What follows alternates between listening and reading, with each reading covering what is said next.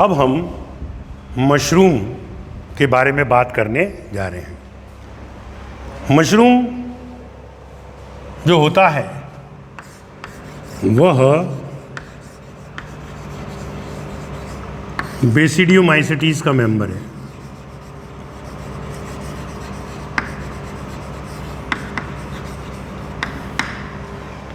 जैसे कि अभी अपन ने बात करी थी कि बेसिडियोमाइसीटीज के सदस्य जो होते हैं they are the main decomposer of the wood. लकड़ी के ऊपर अगर ये फफूंद लग गई सड़ जाएगी। इनके एसेक्सुअल सेक्स ऑर्गन्स जो होते हैं, अलैंगिक जननांग, जिसमें मैंने बताया मशरूम जो होता है वो आपका बेसिडियोकार्प होता है। तो एसेक्सुअल सेक्स ऑर्गन सबसे बड़े बेसिडियोमाइसीटीज में मिलते हैं और इनमें एक विशिष्ट प्रकार का पट पाया जाता है जिसको कि अपन डोलीपोर या पैरेंथोजोम कहते हैं। अब हम एगेरिकस कैम्पेस्ट्रिस के बारे में बात करने जा रहे हैं, जिसे हम लोग मशरूम कहते हैं।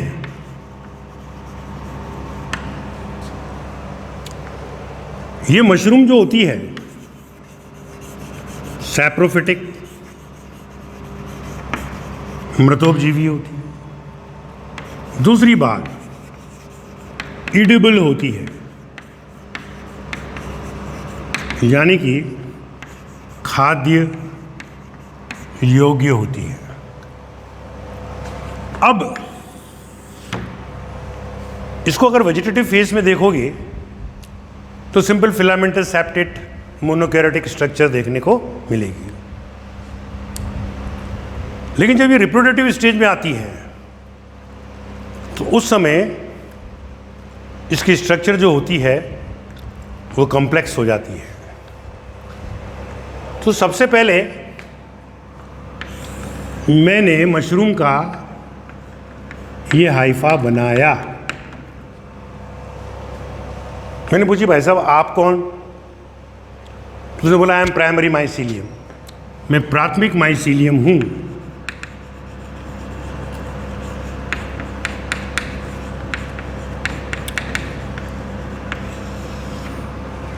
प्राथमिक माइसीलियम कैसा होता है? एक एक न्यूक्लियस वाला और पट युक्त, सेप्टा युक्त, तो इसको बोलेंगे मोनोकैरियोटिक एंड सेप्टेट। एक केंद्र की वह पटयुक्त होता है। ये प्राइमरी माइसीलियम हो गया। तो ऐसा ही हमने एक प्राइमरी माइसीलियम यहां भी बना दिया। ये भी प्राइमरी माइसीलियम, ये भी प्राइमरी माइसीलियम। अब इनके अंदर सोमेटोगैमी होगी, यानी कि दोनों कायिक तंतु आपस में मिलेंगे। तो जब ये मिलते हैं, ये आगे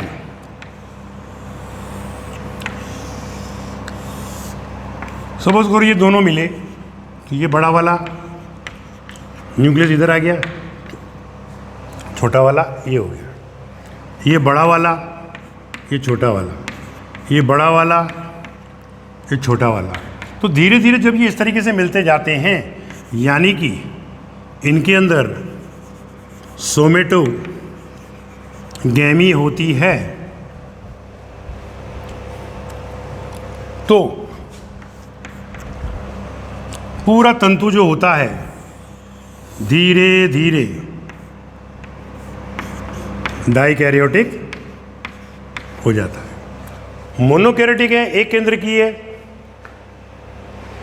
तो प्राइमरी माइसीलियम कहेंगे। और द्विकेंद्र की हो जाता है तो हम उसको सेकेंडरी माइसीलियम कहेंगे। अब ये कंडेंस्ड होगा, जैसे सेवइयाँ खाते हैं अपन लोग, उन सबको एक साथ ऐसे मिला दो तो उसको बोलेंगे इसका संघनन हो गया, यानी कि कंडेंसेशन हो गया।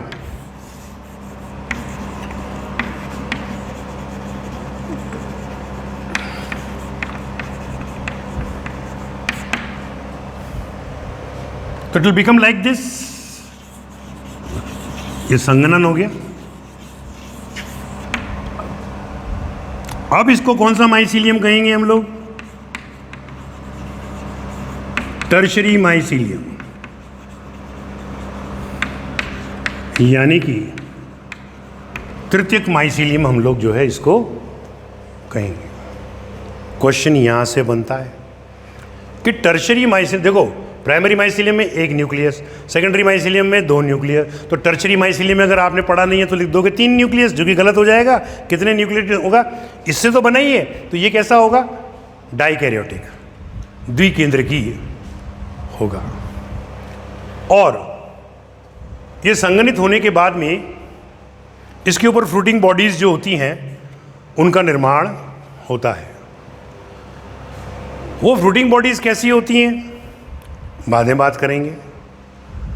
अभी हम लोग इसके अंदर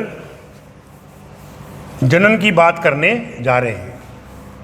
जनन जैसा कि अपने को मालूम है प्लांट्स के अंदर 3 प्रकार का होता है, वेजिटेटिव, एसेक्सुअल एंड सेक्सुअल।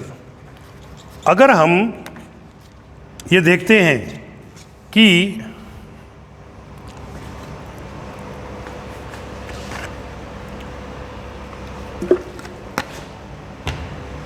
आपका टर्शरी माइसीलियम कंडेंस हो गया है तो उसके ऊपर फिर फ्रूटिंग बॉडीज का निर्माण होता है। अब बात करेंगे हम लोग किसके अंदर एसेक्सुअल रिप्रोडक्शन कैसे होता है।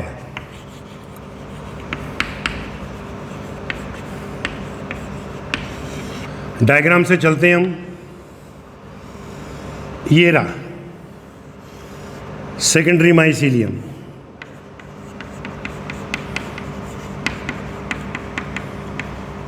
जिसमें 2 केंद्रक हैं।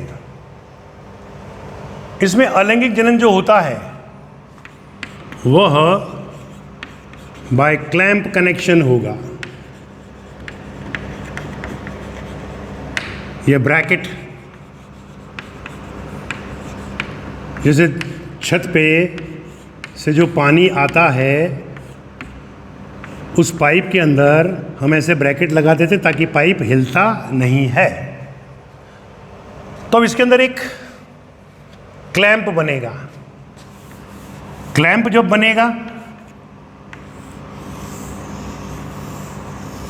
ये बन गया, ये क्लैंप हो गया, और इसमें एक माइटोसिस होता है और छोटे वाले में भी एक माइटोसिस हुआ। तो 2 बड़े न्यूक्लियस हमको एक से मिल गए और 2 छोटे मिल गए। अब क्या होगा? ये क्लैंप जो होगा ये नीचे वाली सेल से मिल जाएगा और 1 और 2 छोटा और बड़ा तो ऊपर ही रह जाएंगे, और 2 में से एक बड़ा इधर आ गया, एक छोटा इधर आ गया। बाद में एक नई कोशिका आपको जो है देखने को मिलेगी।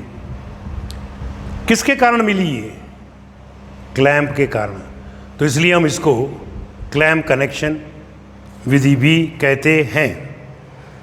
अब बात करेंगे हम लोग सेक्सुअल रिप्रोडक्शन की। सेक्सुअल रिप्रोडक्शन जो होगा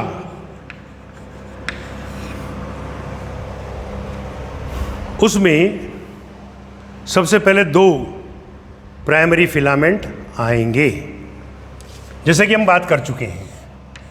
ये रे इनमें सेक्स ऑर्गन्स तो होते ही नहीं है, यूं मान लो।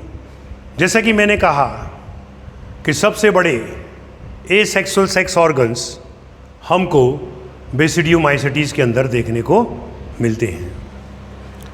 अब ये प्राइमरी माइसीलियम, ये भी प्राइमरी माइसीलियम, ये प्लस के रूप में काम कर रहा है, ये माइनस के रूप में काम कर रहा है। रिप्रोडक्शन हम सेक्सुअल पढ़ने जा रहे हैं। अब इनके अंदर होगी प्लाज्मोगेमी। प्लाज्मोगेमी होने पर क्या होगा कि सेकेंडरी माइसीलियम बन जाएगा। ये सेकेंडरी माइसीलियम बन गया, यानी कि डाइकैरियोटिक माइसीलियम हमको मिलेगा। ये सेकेंडरी माइसीलियम बन गया। इसके अंदर कंडेंसेशन होगा, यानी कि संघनन होगा, और यह ऐसे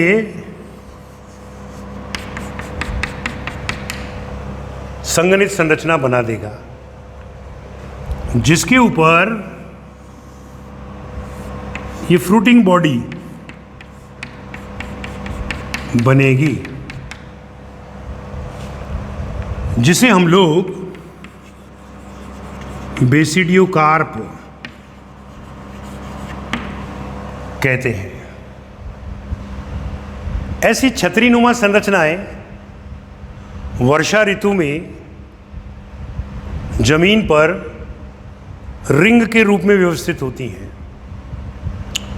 जिसके कारण ऐसा लगता है मानो परियां, फेरी, परियों की रानियां गोला बनाकर बैठी हुई हो। इसको हम लोग बोलते हैं कि ये फेरी रिंग बना सकती है। अब ये जो स्ट्रक्चर है, इसको मैं बड़ा करके दिखा रहा हूं, जिसे हमने क्या कहा, बेसिडियोकार्प। बेसिडियोकार्प में हमें ये छतरीनुमा संरचना देखने को मिलती है। इसके ऊपर का जो भाग होता है उसको पाइलियस कहते हैं। ये डंडा जो होता है इसको स्टाइप कहते हैं। इधर एन्युलस होता है, और जो वलन होता है उसको वीलम कहते हैं।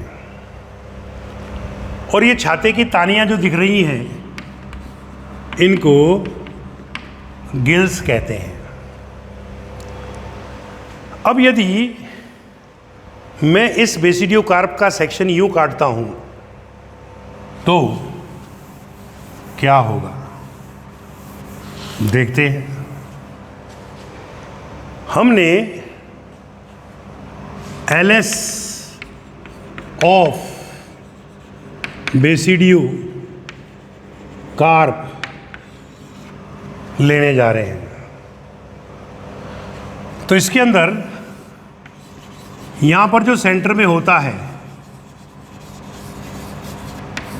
उसको बोलते हैं ट्रॉमा। ट्रॉमा क्षेत्र बिल्कुल केंद्रीय भाग होता है, सेंट्रल पार्ट होता है बेसिडियोकार्प का, जिसमें कि इंटरवूवन हाइफा देखने को मिलते हैं। हाइफा का अंतर्ग्रथित जाल देखने को मिलता है। तो इंटरवूवन हाइफा। इसके बाहर यहां पर एक और क्षेत्र होता है जिसे हम लोग हाइमेनियम कहते हैं।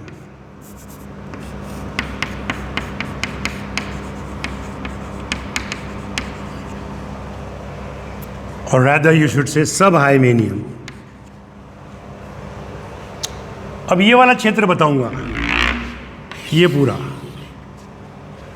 यहां पर आपको जो क्षेत्र होगा उसे हम सब हाइमेनियम कहते हैं।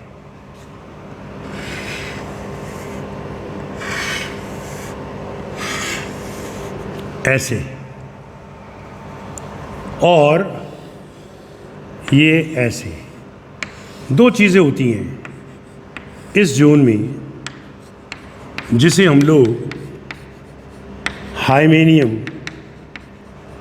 कहते हैं। हाइमेनियम में दो संरचनाएं होती हैं,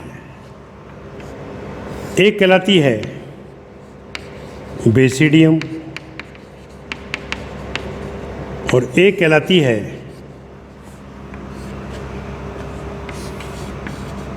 paraphysis.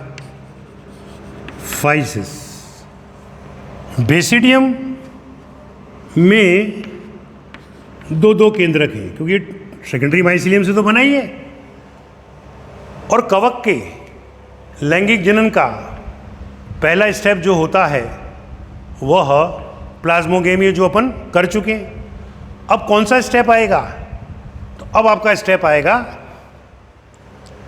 Karyogamy.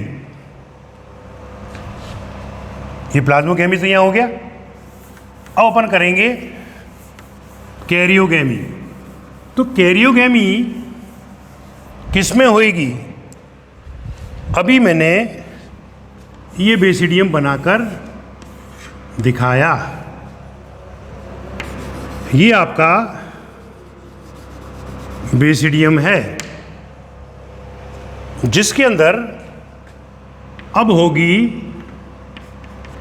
Karyogamy. So this is your केंद्रकीय संलयन। केंद्रकीय संलयन जो होगा उसमें ये N था और ये दूसरा N था, दोनों मिल गए 2N हो गया। तो कैरियोगेमी किसके अंदर हुई? बेसिडियम में। तो 2N मिल गया। क्वेश्चन अब बनेगा कि किस में मियोसिस होती है? तो मियोसिस किसके अंदर हुई? बेसिडियम में। और आपको 4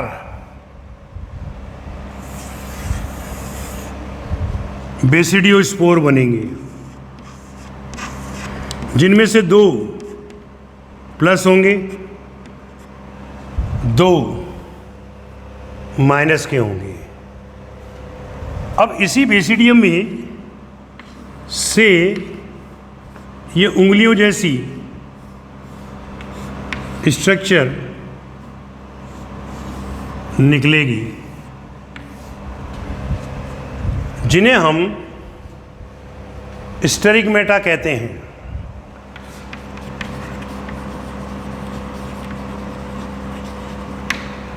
ये प्लस प्लस, ये माइनस, ये प्लस। जब ये उंगलियां फटेंगी या स्टेरिगमेटा फटेगा तो इसमें से ये बेसिडियोस्पोर निकलेगा। प्लस वाला प्लस का होगा और माइनस वाला माइनस का होगा। तो चूंकि ये बेसिडियोस्पोर भी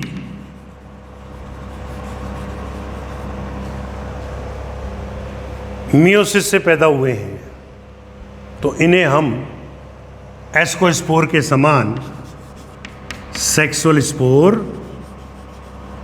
कहेंगे। और फिर ये डेवलप करके मोनोकैरोटिक तंतु बनाकर दे देगा, और इस प्रकार से नया एगेरिकस का तंतु पृथ्वी पर उत्पन्न हो जाएगा। इसी के साथ इसकी हमारी लाइफ साइकिल समाप्त होती है। बेसिडियोमाइसेटीज में एक मेंबर आता है जिसको हम लोग बोलते हैं साइलोकाइबी मैक्सिकाना। इस साइलोकाइबी मैक्सिकाना के द्वारा एक ड्रग प्राप्त होती है।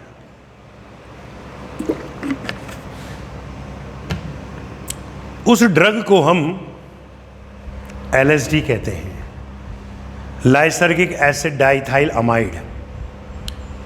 और ये जो ड्रग होती है,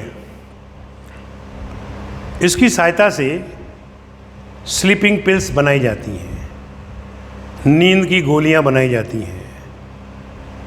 इनका उपयोग एबॉर्शन पिल के रूप में भी किया जाता है, गर्भपाती गोलियों के रूप में। तो ये तो रहा हमारे पास में एक मेंबर, मशरूम, जो खाद्य है, जिसे बोलते हैं एगरिकस कैम्पेस्ट्रिस। अब मैं आपको एक मेंबर और बताने जा रहा हूं,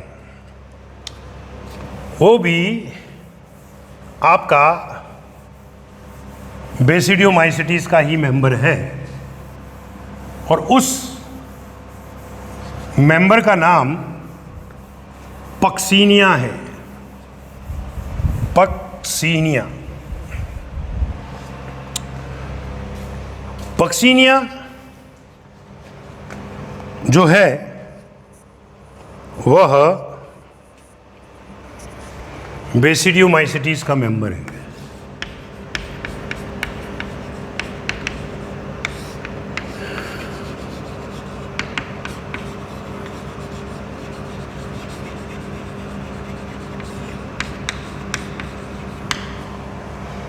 direct question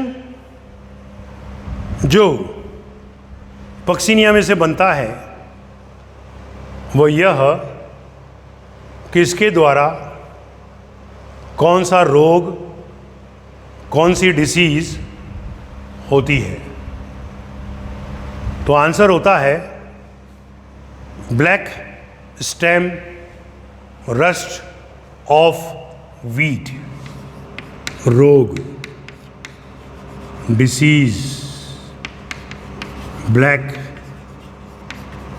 stem rust of wheat. ये वाला रोग पक्सीनिया के कारण होता है गेहूं में। अब ये जो गेहूं का तना होता है वो काला पड़ जाता है। पक्सीनिया को हेट्रोशियस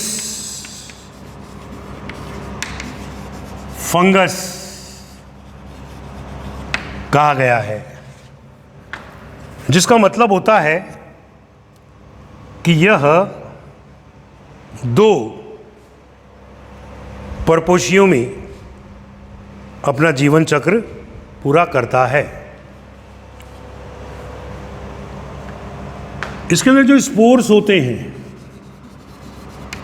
बीजाणु जो होते हैं, वो अलग अलग आकृति के होते हैं। तो हम उसको कहते हैं कि प्लियोमॉर्फिक होता है। जीवन चक्र में कई प्रकार के स्पोर्स या बीजाणु बनते हैं। तो हम कहते हैं कि यह मैक्रोसाइक्लिक होता है। 5 प्रकार के बीजाणु इसकी लाइफ साइकिल में बनेंगे। उनका क्रम याद होना चाहिए, वहाँ से क्वेश्चन बनता है। फिर उसमें पूछा जाता है भाई कौन सा स्पोर जो है मोनोकैरियोटिक है, कौन सा डाइकैरियोटिक है, कौन सा पेंटागोनल है। तो पहला स्पोर जो है वह है स्पर्मेसियोस्पोर,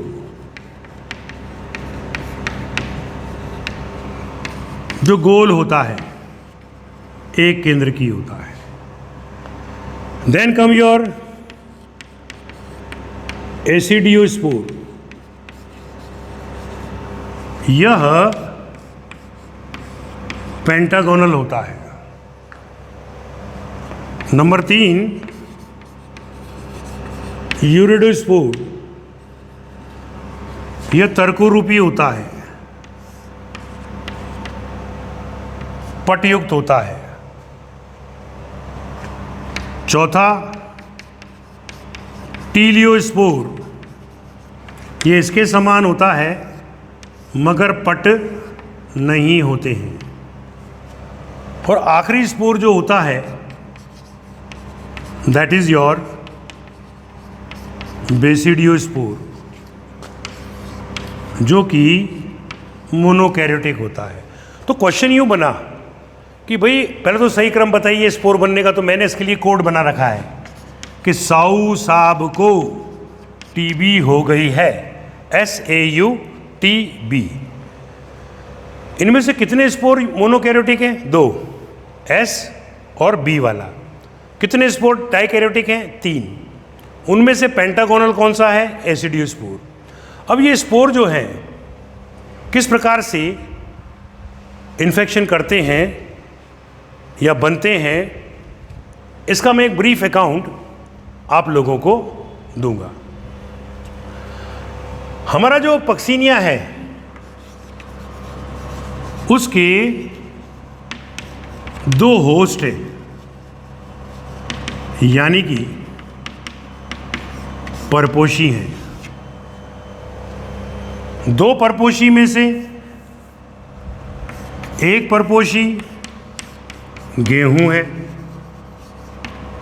ट्रिटिकम एस्टाइवम, और एक है बारबेरी वल्गैरिस, जिसे हम महुआ भी कहते हैं। वीट हमारा ट्रिटिकम, ये प्राइमरी होस्ट होता है, और बारबेरी जो है वो सेकेंडरी होस्ट होता है। प्राइमरी होस्ट किसे कहते हैं? जिसमें मियोसिस होता है। गेहूं तो समतल मैदानों पर पाया जाता है, बारबेरी जो होता है वह पहाड़ों के ऊपर देखने को मिलता है। अब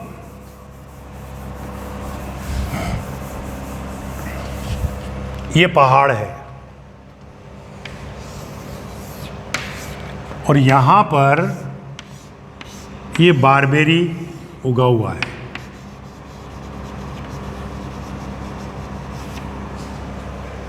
जो सेकेंडरी होस्ट है,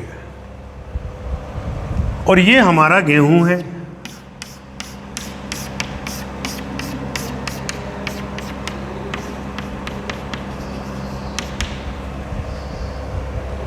जिसमें से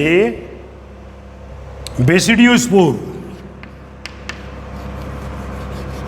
बनकर बाहर निकला मृदा में। अब ये वायु की सहायता से उड़ता उड़ता मैदानों पहाड़ों पर चला गया, मैदानों से यहाँ पर ही आ गया और इसने इन्फेक्शन करके एक तंतु बना दिया। ऐसा ही एक और बेसिडियोस्पोर आया, उसने भी ये तंतु बना के दे दिया। अब क्या हुआ कि पत्ती की एडेक्सियल सरफेस पर एक कप बन गया। इस कप को स्पर्मेशियल कप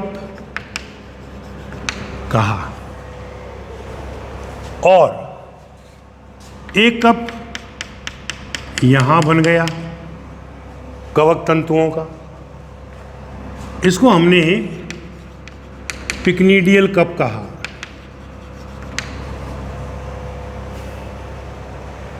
ये छेद है, इन्हें ऑस्टियोल कहते हैं। अब इसका एक प्राइमरी माइसीलियम और इसका ये प्राइमरी माइसीलियम, दोनों में सोमेटोगैमी हुई तो सेकेंडरी माइसीलियम बन गया। और सेकेंडरी माइसीलियम जो होता है वह डाइकैरियोटिक होता है। ये जो कप बनता है इसको बोलते हैं एसिडियल कप। अब इसमें से ये बीजाणु बाहर निकला, जिसे हम लोग एसिडियोस्पोर कहते हैं। पेंटागोनल है, पंचकोणीय है, समझ में आ गया। अब ये वायु से उड़ता उड़ता उड़ता उड़ता समतल मैदानों पर आ गया और इसने गेहूं में संक्रमण कर दिया। बारबेरी के अंदर इन्फेक्टिव स्टेज कौन थी? बेसिडियोस्पोर। गेहूं के अंदर संक्रमण इन्फेक्शन कौन कर रहा है? एसिडियोस्पोर। अब ये एसिडियोस्पोर जो होता है 10 दिन बाद, आफ्टर 10 डेज, गेहूं के तने की सतह पर देखने को मिलता है और ये जो स्पोर बनते हैं इनको हम यूरिडोस्पोर कहते हैं। यूरिडोस्पोर ही एकमात्र स्पोर होते हैं जो पुनः गेहूं के अंदर इन्फेक्शन कर सकते हैं और इन्हीं काले रंग के यूरिडोस्पोर के कारण गेहूं का तना काला पड़ जाता है और तना नष्ट हो जाता है, गेहूं की फसल नष्ट हो जाती है। इसी रोग को हम गेहूं के तने का काला किट रोग कहते हैं। इसी को हम लोग जो है black stem rust of wheat कहते हैं। ओके, अब बात चली कि ये यूरिडोस्पोर जिसमें ये पट होता है, जर्म पोर होते हैं 4, ये हट जाएगा और अब यह टीलियोस्पोर में बदलेगा। टीलियोस्पोर के अंदर क्या होगी? कैरियोगैमी होगी। ये कैरियोगैमी हो गई और कैरियोगैमी के बाद में इसमें मियोसिस होगी और मियोसिस होगी तो हमको 4 हैप्लॉइड बेसिडियो स्पोर मिलेंगे। गर्मी के ऋतुओं के अंदर ये बनता है, बाद में ये नीचे गिर जाता है और फिर वही बेसिडियो स्पोर जो होता है उड़ता हुआ वापस बारबेरी को संक्रमित करता है। चूंकि गेहूं के अंदर मियोसिस हुआ है इसलिए हम इसको प्राइमरी होस्ट मानते हैं। बारबेरी में नहीं हुआ था तो हमने उसको सेकेंडरी होस्ट माना। ये एक लाइफ साइकिल ब्रीफली मैंने आपको पक्सिनिया की बताई है। हमारे देश में भी एक बार पक्सिनिया का आक्रमण हमारी गेहूं की फसलों पर हो गया था और फिर अकाल हो गया था तो हमको अमेरिका से गेहूं मंगाने पड़े थे। बाद में साइंटिस्ट लोग जो थे, जैसे मिस्टर मेहता थे, मुंडकर थे, इन्होंने इसकी तहकीकात करी कि भाई आखिर यह रोग किसके कारण हुआ, तो मालूम पड़ा कि यह पक्सिनिया ग्रैमिनिस नामक रोग के कारण। पक्सिनिया ग्रैमिनिस या पक्सिनिया जो होता है न केवल गेहूं पर, ये ओट पर करता है, राई पर कर देता है, ज्वार पर कर देगा, अनाजों की फसल पर यह आक्रमण करके उसको नष्ट कर देता है। अब मैं आपको बताने जा रहा हूं ड्यूटेरोमाइसिटीज। ड्यूटेरोमाइसिटीज क्वेश्चन डायरेक्ट जो नीट के अंदर बनता है कि कौन सी वर्ग के कवक को इम्परफेक्ट फंजाई कहा गया है, यानी कि अदक्ष कवक कहा गया है, तो आंसर होता है ड्यूटेरोमाइसिटीज, इम्परफेक्ट फंजाई। हमने बोला इसको तेरे को इम्परफेक्ट क्यों कहते हैं, तो उसने बोला कि सर साइंटिस्ट लोग यूँ कहते हैं कि मेरे अंदर लैंगिक जनन नहीं होता है। लैंगिक जनन में क्या होता है? प्लाज्मोगैमी, कैरियोगैमी और मियोसिस। कि सर ये हमारे अंदर नहीं होता है। हालांकि होती हैं तीनों घटनाएं भी, लेकिन ये तीनों घटनाएं एक साथ संपन्न नहीं होती हैं। तो पॉन्टिकॉपर और रॉपर नाम के जो व्यक्ति थे, साइंटिस्ट थे, उन्होंने बोला भाई इसको यू डोंट से कि sexual reproduction is absent, it is absent but all the 3 steps they are not taking place togetherly, so you can call it as parasexual reproduction. तो ये पैरासेक्सुअल रिप्रोडक्शन होता है, लेकिन हमारी किताब बोलती है कि नहीं होता है लैंगिक जनन, तो हम वही मानेंगे। अब बात चलेगी कि इनके जो मेंबर्स होते हैं उनके अंदर हमने कहा कि सेक्सुअल रिप्रोडक्शन नहीं होता है। फिर बात चली कि सपोज करो किसी के अंदर सेक्सुअल रिप्रोडक्शन हो जाता है, देखने को मिल जाता है ड्यूट्रोमाइसिटीज के सदस्यों में, तो फिर क्या करेंगे कि सर वो उसमें अगर लीकेज मिल गया और सेक्सुअल रिप्रोडक्शन के स्टेप्स देखने को मिलते हैं तो फिर उन मेंबर्स को एस्कोमाइसिटीज में या बेसिडियोमाइसिटीज में रख दिया जाता है, depending upon the character present in that species. तीसरा पॉइंट जो मुझे बहुत अच्छा लगता है कि यह ड्यूट्रोमाइसिटीज जो होते हैं वो मिनरल साइकिल के अंदर काफ़ी हेल्पफुल होते हैं, जैसे कि chemo autotroph bacteria. Chemo autotroph bacteria जो होते हैं वो भी मिनरल साइकिल के अंदर हेल्प करते हैं खनिज चक्रण में, और ड्यूट्रोमाइसिटीज के मेंबर्स भी जो होते हैं वह खनिज चक्रण में हेल्प करते हैं। 4 नंबर, इनको अगर अपन देखें ड्यूट्रोमाइसिटीज के मेंबर्स को, तो इनमें आते हैं एक ऑल्टरनेरिया सोलानी, जिसको कि हम लोग बोलते हैं कि एक बीमारी पैदा करता है, अर्ली ब्लाइट ऑफ पोटैटो। एक ट्राइकोडर्मा होता है, एक होता है Trichophyton. Very important question to be noted, Trichophyton. इससे रिंगवर्म डिसीज हो जाती है, और ये रिंगवर्म डिसीज जो होती है ये दुनिया में सबसे कॉमन डिसीजेस के अंतर्गत आती है। ये क्वेश्चन एक बार आया था नीट के अंदर कि दुनिया के अंदर सबसे कॉमन डिसीज कौन सी होती है, तो आंसर हुआ रिंगवर्म। छोटे छोटे से सफ़ेद रंग के चकते बन जाते हैं, इनको हम लोग बोलते हैं रिंगवर्म डिसीज़। एक होता है सेरेकोस्पोरा, उसके द्वारा टिक्का डिसीज़ और ग्राउंडनट पैदा किया जाता है। तो ऐसे कुछ इम्पॉर्टेंट डिसीज़ हैं, कुछ इम्पॉर्टेंट फ़ायदे हैं। इसके लिए स्टूडेंट्स को चाहिए कि जो एग्जाम्पल हमारी एनसीईआरटी की बुक में दे रखे हैं केवल उन्हीं को याद करें, क्योंकि बहुत सारी स्पीशीज़ होती हैं, you can't remember all the species of the fungus. ये ड्यूट्रोमाइसिटीज़ को अगर हम देखें तो इनमें रिप्रोडक्शन जो होता है वह कोनिडिया के द्वारा भी होता है। इनके जो स्पोर बनेंगे उनको क्या कहेंगे, ड्यूट्रोस्पोर। तो इस प्रकार से ड्यूट्रोमाइसिटीज के सदस्यों को इम्परफेक्ट फंजाई कहते हैं, क्योंकि इनके अंदर सेक्सुअल रिप्रोडक्शन नहीं होता है। खुदा न खास्ता यदि ये हमको मिल जाता है तो फिर उन सदस्यों को या तो एस्कोमाइसिटीज में रखते हैं या बेसिडियोमाइसिटीज में रखते हैं। इनका उपयोग जो होता है वो मिनरल साइकिल में होता है, जैसे कि कीमो ऑटोट्रॉफिक बैक्टीरिया खनिज चक्रण में सहायता करते हैं। इनके अंदर रिप्रोडक्शन जो होता है वो कोनिडिया के द्वारा होता है। ट्राइकोफाइटॉन नाम का एक फंगस होता है जो रिंग वर्म पैदा करता है। सेरेकोस्पोरा के द्वारा टिक्का डिसीज और ग्राउंडनट नामक रोग होता है।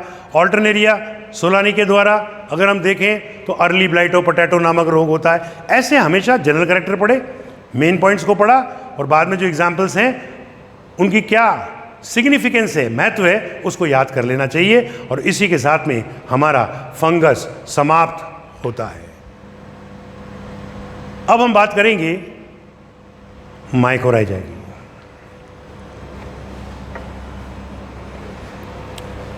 माइकोराइजा को हम लोग कवक मूल कहते हैं। कवक मूल आता है क्वेश्चन, इसमें से क्या आता है मैं बताता हूं आपको।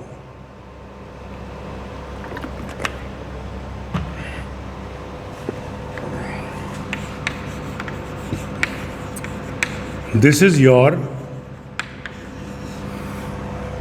Mycorrhiza. Myco means fungus, rhiza means root, यानी the fungus which is associated with the roots of the higher plant is called your mycorrhiza. यानी कि ऐसी कवक जो कि उच्च वर्गीय पौधों की मूल से संबंधित होती है उसको हम लोग जो है माइकोराइजा कहते हैं। हिंदी में हम इसको कवक मूल कहते हैं। जैसे पाइनस, ये पाइनस है जिसको कि अपन लोग क्रिसमस ट्री कहते हैं। इसमें ये रूट है और इस रूट के साथ में फंगस जुड़ी हुई है, ये फंगस। तो ये दोनों मिलकर माइकोराइजा को रिप्रेजेंट करती हैं। ये दोनों मिलकर क्या बनाएंगी? माइकोराइजा। बोलेटस और ग्लोमस नाम की कवक जो होती है वह माइकोराइजा बनाने के अंदर प्रयुक्त होती है।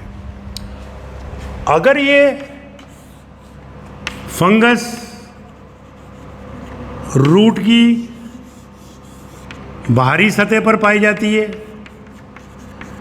तो इसको हम एक्टोमाइकोराइजा कहते हैं।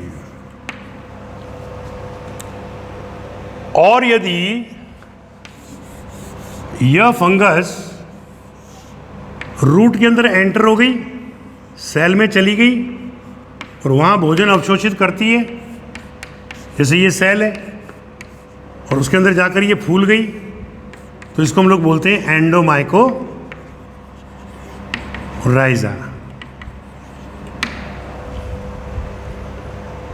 अंदर जाकर फूलने पर जो स्ट्रक्चर बनती है गुब्बारे के समान उसे बोलते हैं वैम। वैम को कहते हैं वेसिकुलर, आर्बस्क्यूलर, माइकोराइजा।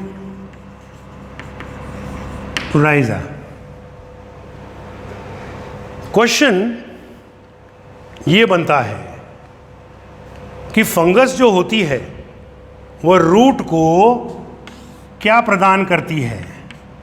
तो आप कहोगे फॉस्फेट प्रदान करती है।